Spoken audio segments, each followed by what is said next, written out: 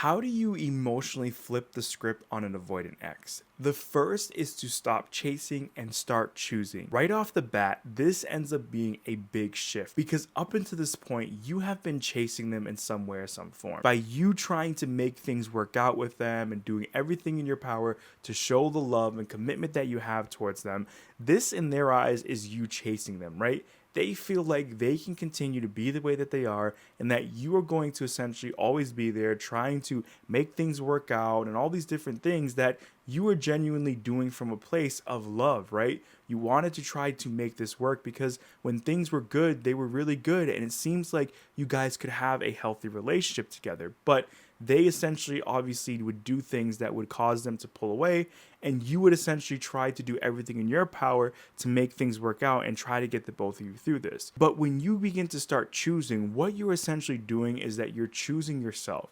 You're choosing to say, I'm no longer going to continue to play this game anymore, no matter what you do. Whenever they want to act a certain way or do something, you're not going to react to that. You are essentially going to choose yourself and choose what you want to do in those moments. And that begins to flip things on them because they are so accustomed to you reacting that way. They do this meticulously because they know that they can control it in that way, whether or not they realize that.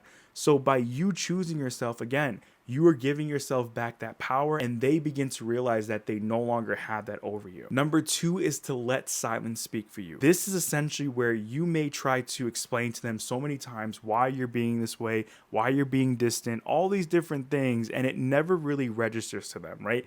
All they hear is that they feel like they can continue to be an avoidant because you're pushing too much or making them feel uncomfortable or whatever they're interpreting you trying to do here. They're not really listening to what you're saying. But by you being silent, you are sending them a profound message, and that is you are not going to entertain this anymore. You're not going to continue to keep speaking. You're not going to continue to try to make them realize things.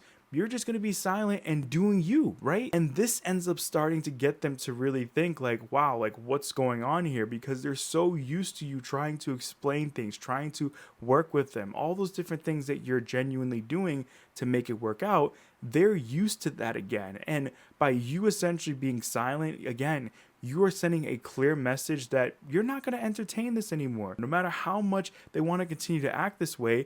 And you're also saying that if they continue this, you might be moving on essentially, right? Because you're not having that emotional connectivity that they're expecting. Because even though they are trying to push away from that in some way or some form, it's not necessarily them wanting to not have you show any intimacy towards them. They're just not wanting to show it back to you.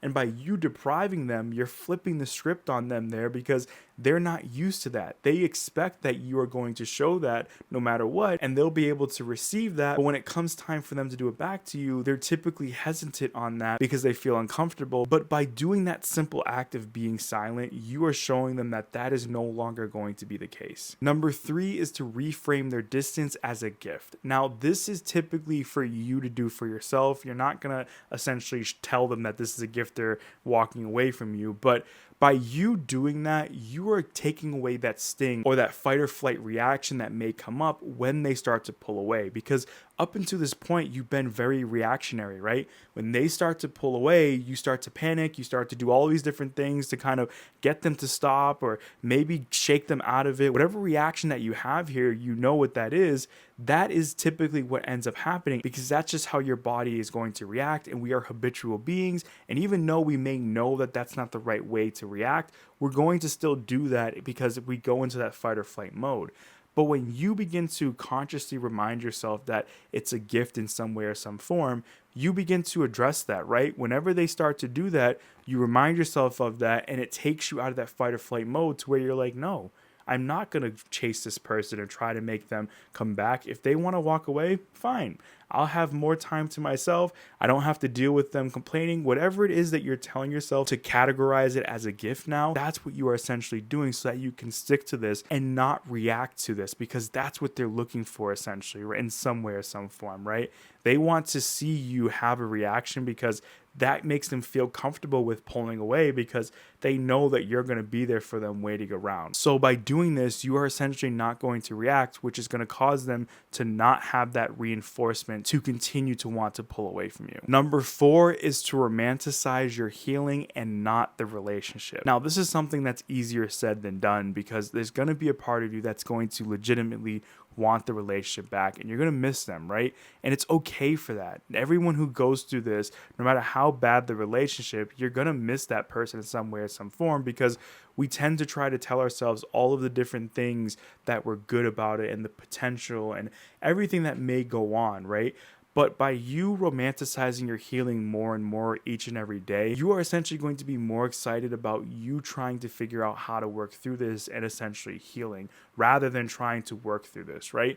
What you begin to realize by doing that as well is how challenging and very difficult it's going to be for you to essentially make this relationship work. And you may end up even getting to a place where you realize it's really virtually impossible to, right? Because this is on that person to want to make that change if they ever do, right?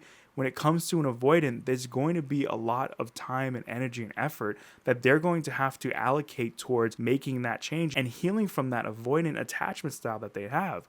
And this tends to not happen when they're in a relationship with someone. So by you romanticizing your healing, you are essentially doing what is inevitable, and that is you need to focus on yourself and figuring out what it is that you need to do to heal from this. And that is important. No matter how hard it is for you to hear this or actually take those steps, it is so valuable for you to do that because you can't, again, control whether or not this person is ever going to change, but you can control yourself and doing what is best for you. And number 5 is to focus on what they lost and not just what you did. This tends to be a very common thing that happens to someone who's gone through a relationship with an avoidant where they feel like they've lost so much. They feel like they've lost so much potential, that they mess things up, and they're trying to do everything that they can to try to make things work out, right?